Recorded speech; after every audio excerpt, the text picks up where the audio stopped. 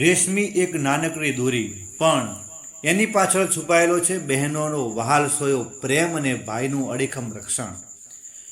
શ્રાવણી પૂનમનો એ દિવ્ય દિવસ જ્યારે એક બહેન પોતાના ભાઈના જમણા હાથે રક્ષાસૂત્ર બાંધે છે અને ભાઈ પોતાની બહેનની રક્ષા કરવા પોતાનું સર્વસ્વ નિછાવર કરી દેવાનું વચન આપે છે. પણ શું તમે જાણો છો કે રક્ષાબંધનની શરૂઆત ક્યાંથી થઈ હતી? રાજા બલિ, માતા લક્ષ્મી અને દ્રૌપદી કૃષ્ણની એ કઈ પાવન વાર્તાઓ છે જે આ તહેવારને અમર બનાવે છે? નમસ્તે મિત્રો, યુટ્યુબ ચેનલ એપીડીમા સ્ટોરીમાં આપનું હાર્દિક સ્વાગત છે. આજે સાંભળો લાગણી, સમર્પણ અને પવિત્ર સ્નેહથી છલકાતા રક્ષાબંધન પર્વની એક અત્યંત સુંદર લોકવાર્તા.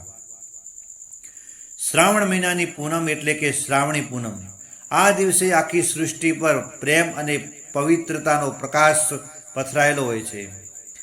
આ માત્ર એક તહેવાર નથી, પણ બહેન અને ભાઈના હૃદયના તારને જોડતો પવિત્ર સેતુ છે. પૌરાણિક કથાઓ અનુસાર રક્ષાબંધનની પરંપરા પાછળ અનેક દિવ્ય પ્રસંગો જોડાયેલા છે. સૌથી પ્રસિદ્ધ કથા દાનવીર રાજા બલિ અને માતા લક્ષ્મીજીની છે. જ્યારે રાજા બલિએ અશ્વમેઘ યજ્ઞ કર્યો હતો ત્યારે ભગવાને વામન અવતાર લઈને તેની પાસે 3 ડગલા જમીન માગી હતી. રાજા બલિ પોતાનું સર્વસ્વ ભગવાનના ચરણોમાં અર્પણ કરી દીધું. ભગવાને પ્રસન્ન થઈને રાજા બલિને પાતાળ લોકનું રાજ્ય આપ્યું અને વરદાન આપ્યું. રાજા બલિએ ભગવાનને કાયમી માટે એમની સાથે પાતાળ લોકમાં રહેવાનું વચન માગી લીધું. ભગવાન વિષ્ણુ પાતાળ લોકમાં રહી ગયા, જેનાથી વૈકુંઠ ધામમાં માતા લક્ષ્મીજી ચિંતિત થયા. ત્યારે માતા લક્ષ્મીએ એક ઉપાય કર્યો. તેઓ શ્રાવણી પૂનમના દિવસે એક સામાન્ય સ્ત્રીનું રૂપ ધરીને પાતાળ લોકમાં રાજા બલિ પાસે ગયા. લક્ષ્મીજીએ રાજા બલિના હાથે રક્ષાસૂત્ર બાંધી અને તેમને પોતાના ભાઈ બનાવ્યા. રાજા બલિએ ખુશ થઈને બહેનને ભેટ માગવાનું કહ્યું ત્યારે માતા લક્ષ્મીજીએ પોતાના અસલ રૂપમાં આવીને ભગવાન વિષ્ણુને પાતાળ લોકમાંથી મુક્ત કરવાની માગણી કરી. રાજા બલિએ પોતાની બહેનનું વચન પાળ્યું અને ભગવાનને વૈકુંઠ જવાની વિદાય આપી. ત્યારે જ શ્રાવણી પૂનમે રક્ષાસૂત્ર બાંધવાની પરંપરા શરૂ થઈ. આવી જ બીજી એક હૃદયસ્પર્શી કથા મહાભારત કાળની છે. જ્યારે શિશુપાળના વધ વખતે ભગવાન શ્રી કૃષ્ણની આંગળીમાંથી લોહી વહેવા લાગ્યું ત્યારે ત્યાં હાજર દ્રૌપદીએ જરાય વિચાર કર્યા વગર પોતાના કિંમતી રેશમી સાડીનો પાલવ ફાડીને શ્રી કૃષ્ણની આંગળી પર બાંધી દીધું. ભગવાને આ નાનકડા કપડાનો ટુકડાને પવિત્ર રક્ષાસૂત્ર માન્યું અને દ્રૌપદીને વચન આપ્યું કે હે બહેન, તારી આ મમતાને એક એક તાંતનો હું સમય આવે ચૂકવીશ.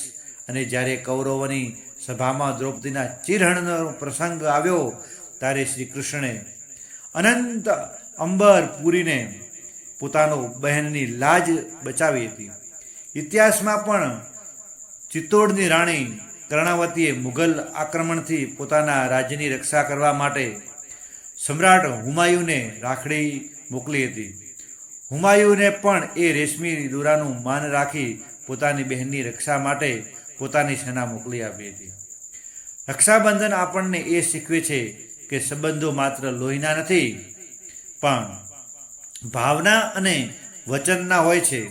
એક બહેન જ્યારે થાળીમાં દીવો, ચોખ્ખા કંકુ રાખીને પોતાના ભાઈની આરતી ઉતારે છે ત્યારે તે ઈશ્વર પાસે પોતાના ભાઈના દીર્ઘાયુની પ્રાર્થના કરે છે.